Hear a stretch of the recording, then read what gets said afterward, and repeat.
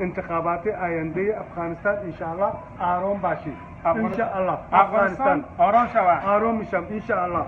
انشاءالله افغانستان آرام میشه. با مردم افغانستان چی گفتنی داری؟ مردم افغانستان مردم خیلی خوبه. مردم خیلی زیبایه. مقبول است. مقبول آره. من دوست دارم. مردم افغانستان من دوست دارم. انشاءالله. تشکر. انشاءالله یک روز من افغانستان میرم. انشاءالله. انشاءالله. ولی الان نیست. الان خطرناکه. الان طالبان اینجا کار میکنه. همیشه طالبان دوست ندارم من. بچه ها زنان میدونن اونها اسلام نیسته. اونها دروغگویه. اونها دین نداره. طالبان دین نداره. دروغگویه. دیگه آره نو دین. آره نو مسلم. They're killing innocent people, right? No.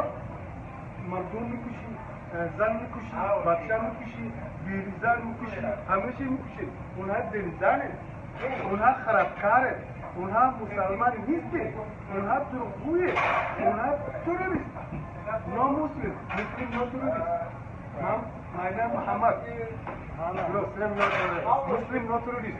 دین اسلام دین سلیمه، دین خیلی خوبه، دین مهربانه، نه دین کشتاره.